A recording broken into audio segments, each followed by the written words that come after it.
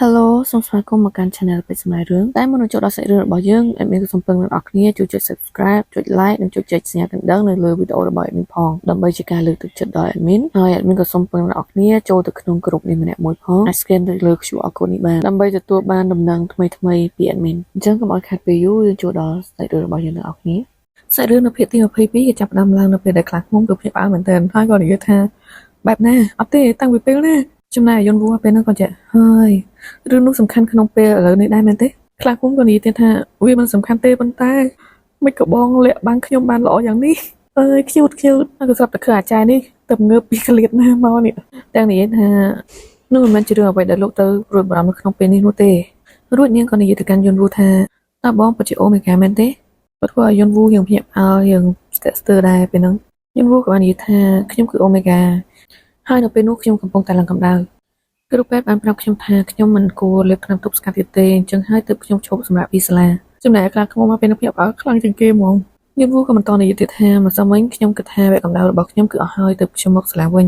ញប៉ុន្តែកម្ដៅរបស់ខ្ញុំស្រាប់តែមកភ្លាមទើបខ្ញុំត្រូវត្រឡប់ទៅផ្ទះម្ដងទៀតសម្បីតែអាចារ្យនេះក៏ឈ្មោះអីក៏មានភ្លេចដែរណាសុំទោសផងនាងក៏បាននិយាយថាហេតុអីក៏បងធ្វើពុតជាពេទ្យដែរយន្តវូក៏និយាយទាំងស្ទាក់ស្ទើរថាគឺដោយសារតែឆយថៃយំស្អប់អូមេហ្គាហើយខ្ញុំមិនចង់ឲ្យគាត់ស្អប់ខ្ញុំ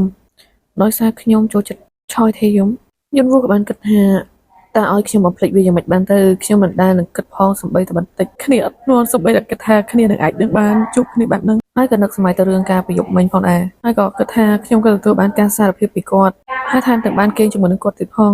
តើខ្ញុំមិនគិតពីវាបានយ៉ាងម៉េចទៅខ្ញុំមិនដែលបានសារភាពអារម្មណ៍របស់ខ្ញុំទៅឆយថៃយំសម្បីម្ដងចុះបើគាត់ស្ទាក់ស្ទើរព្រោះតែខ្ញុំមិនបង្ហាញអារម្មណ៍របស់ខ្ញុំនោះយន្តវូក៏នៅបន្តគិតទៀតថាចុះបើគេច្របូកច្បល់ដោយសារខ្ញុំមិនបានផ្ដល់ចម្លើយច្បាស់លាស់ឲ្យគេនោះតែពេលនោះខ្លាឃ្មុំក៏បានហៅគេព្រោះយន្តវូក៏ភ្ញាក់ផ្អើលរួចក៏និយាយថាខ្ញុំសុំទោសប៉ុន្តែខ្ញុំមានរឿងមិនទាន់ទៅធ្វើរួចក៏ស្ទុះក្រោកឡើងលឿនព្រមទាំងនិយាយថាចាំនិយាយគ្នាពេលក្រោយទៀតណាពេលនោះយន្តវូរៀបរំដាប់ចេញហើយក៏មានអ្នកមកហៅគេពេលក្រោយហើយនោះគឺជាម្នាក់នេះហើយគាត់ក៏បាននិយាយកាន់យន្តវូថាខ្ញុំមិនគាត់ថាបងជាអូមេហ្គាឬក៏ជាពេទ្យតែនោះទេជាអូមេហ្គាមិនអាចផ្លាស់ប្ដូរការពិតដែរថាយ៉ាងណាបងក៏នៅតែជាលីយន្តវូដែរមិនមែនថាបងជាអូមេហ្គាហើយពួកយើងក៏លែងរាប់រកបងនោះទេត្រូវទេចំណែកខ្លះខ្មុំពេលនោះក៏ខំប្រឹងត្រូវហើយចំណែកយន្តវូពេលនោះមុខឡើងក្រហមរួចក៏និយាយទាំងញញឹមថាបាទអរគុណណាស់រួចក៏បើកទ្វារដើរចេញព្រមទាំងនិយាយថាខ្ញុំនឹងប៉ាវពួកឯងផឹកបន្ទាប់ពីការប្រឡងហើយក៏កាត់មកដល់យន្តវូកំពុងផ្ញើសារទៅកាន់អ្នកណាម្នាក់ព្រមទាំងនិយាយថាខ្ញុំនឹងរងចាំនៅច្រកទ្វារខាងមុខរួចក៏ញញឹមសប្បាយចិត្តដែលរងចាំនៅទីនោះហើយនៅក្នុងសារក៏នៅបន្តឆាតទៅទៀតថាតើឯងនៅណាខ្ញុំនៅចាំឯងនៅច្រកទ្វារខាងមុខប្រាប់ខ្ញុំផងពេលឯងឃើញសារមួយនេះតែពេលក្នុងសារនោះអត់មានអ្នកណាឆ្លើយតបវិញទេយន្តវូក៏បាននិយាយថាគេច្បាស់ជាកំពុងតែមកយឺតហើយព្រមទាំងគិតក្នុងចិត្តថាតើគេកំពុងគិតពីខ្ញុំមែនទេរួចក៏ខលទៅតែម្ដងតែពេលនោះក៏ឮសំឡេងអ្នកនិយាយគេនោះថានោះក្រែងជាមិត្តភក្តិរបស់ឆយថៃយំហីក៏មានអ្នកនិយាយទៀតថាណែឯងនិយាយលឺពេកហើយហើយពេលនោះយន្តវូក៏ងាកទៅមើលផងដែរឃើញថា3អ្នកនោះពួកហ្នឹងគឺជាមិត្តភក្តិរបស់ថៃយំមកអ្នកនរគ្នាដែលធ្លាប់តែញ៉ាំអីមួយថៃយំនៅក្នុងភោជនីយដ្ឋានផ្សារនោះហើយពួកគេក៏ងាកមកផ្ដុំគ្នានិយាយថាចេះខ្ញុំគួរធ្វើយ៉ាងម៉េចទៅគាត់ច្បាស់ជាលឺខ្ញុំនិយាយហើយមែនទេតែម្នាក់ពាក់បន្តាក៏និយាយថាទៅសុំទោសគេទៅណែម្នាក់តក់ពណ៌លឿងនេះក៏និយាយថាគាត់សម្លឹងពួកយើងខ្លាំងណាស់ពួកយើងគួរធ្វើយ៉ាងម៉េចទៅតែពេលនោះក៏ឃើញថាយន្តវូក៏បានដើរមកចិត្តពួកគេព្រមទាំងនិយាយថាអត់ទោសផងមានអ្នកណាដឹងថាឆយថៃយំនៅកន្លែងណាដែរទេតែ3អ្នកនោះឡើងត្រង់ខ្លួនប្រឹងតែម្ដងព្រមទាំងនិយាយថាគឺគាត់ត្រូវប្រឡងម៉ោង2ប្រហែលជាចិត្តចប់ហើយក៏កាន់មកដល់ឃើញថាយំកំពុងតែនៅក្នុងថ្នាក់ផងដែរហើយឃើញថាយន្តវូកំពុងតែអឺតនៅកន្លែងប្រអួយនោះកន្លែងមាត់ទ្វារនោះព្រមទាំងគិតក្នុងចិត្តថាអញ្ចឹងគាត់កំពុងប្រឡងទេយន្តវូក៏បានងាកមកនិយាយជាមួយពួកគេ3នាក់ថាអរគុណច្រើនដែលបានប្រាប់ចំណែកពួកគេទាំង3នាក់នោះក៏បាននិយាយថាគ្មានបញ្ហាទេអត់មានអីពិបាកផងតែយន្តវូក៏បាននិយាយថាអញ្ចឹងសូមសំណាងល្អណាស់តែសាច់រឿងក៏បានកាត់មកកន្លែងផ្សេងមួយទៀតក៏ឃើញថាជើងយន្តវូកំពុងតែដើរចុះមកហើយក៏មានឃើញ3នាក់នឹងដើរទៅក្រោយដែរព្រមទាំងនិយាយថាអេអញសួរគាត់ទៅវាអាកាសគ្នាឲ្យសួរគ្នាម្នាក់ដងអញ្ចឹងណាតែម្នាក់ទៀតក៏និយាយថាខ្ញុំមិនហ៊ានទេបើឯងចង់សួរឯងសួរខ្លួនឯងទៅហើយក៏លឺអាចចាច់ពីក្រោយខ្នងយន្តវូនឹងមានអាកដាប់ផងលីផងកត្រៃផងតែពេលនោះយន្តវូក៏បានងាកមកនិយាយជាមួយពួកគេមុនតែម្ដងទៅថាពួកឯងមានអីចង់និយាយជាមួយខ្ញុំមែនទេក៏ធ្វើឲ្យពួកគេឡើងភ្ញាក់មែនតើរួចក៏មានម្នាក់ពាក់អាវស្វាយក៏និយាយថាការពិតទៅពួកយើងមិនមានន័យអាក្រក់អីទេពួកយើងគ្រាន់តែចង់ដឹងថាហេតុអី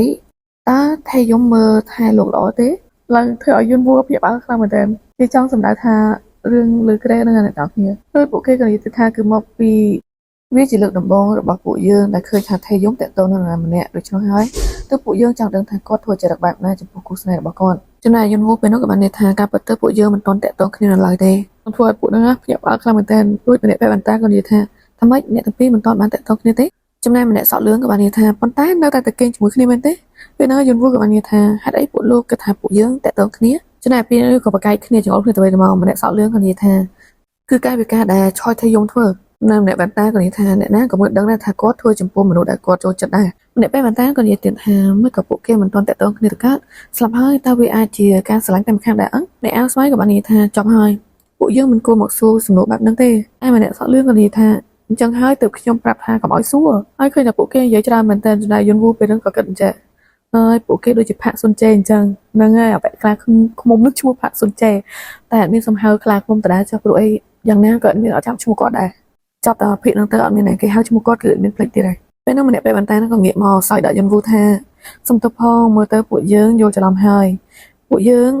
បានឮថាលោកមកកម្ដៅដូច្នោះទៅពួកយើងគិតអញ្ចឹងហើយរួចហើយក៏ងាកទៅខ្សឹបគ្នាទៀតខ្សឹបគ្នាថាចេះប៉ុន្តែវាអាចទៅរួចណាថាគេជាអូមេហ្គាហើយក៏ថាតើឯងមានធំក្លិនអីនៅលើខ្លួនរបស់គេអត់ម្នាក់ទៀតក៏និយាយថាអើយមិនសុំបីតែបន្តិចតែគាត់ជាពេតាទៅដឹងអីចឹងគឺថាយន្តនៅក្នុងការគិតរបស់យន្តវូបីហ្នឹងដូចអាសត្វស្អីគេនេះ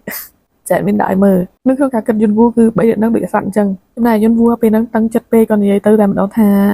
វាជាការពិតដែលខ្ញុំជាអូមេហ្គាគ្រាន់តែខ្ញុំមិនសូវមានក្លិនផេរ៉ូម៉ូនព្រោះខ្ញុំជាអូមេហ្គាខ្សោយតែវាបីហ្នឹងឡើងហាប៉ុន្តែពេលហ្នឹងយន្តវូដូចជាភ្ញាក់ផ្អើលទៅមើលអ្វីមួយយ៉ាងហើយក៏ឃើញថាថៃយំក៏បានដើរមកដល់ដែរហើយក៏ឃើញថាដៃនេះមិនដឹងដៃអ្នកណាប្រហែលជាដៃយន្តវូមកទៅហើយឃើញថាពេលហ្នឹងថៃយំក៏រឿងភ្ញាក់ផ្អើលថាលឺយន្តវូហើយក៏ថាឯងយន្តវូក៏បាននិយាយកាន់ថៃយំថាពួកយើងមានរឿងត្រូវនិយាយគ្នាហើយសាច់រឿងនៅភាគទី22របស់យើងក៏បានចប់ត្រឹមនេះបើសិនជាមានកំហុសខុសឆ្គងសូមអធិស្ឋានadminផងអញ្ចឹងសម្រាប់អ្នកដែលចង់ចូលក្រុម VIP អីអាចឆាតមកadminផ្ទាល់ដែល admin បាន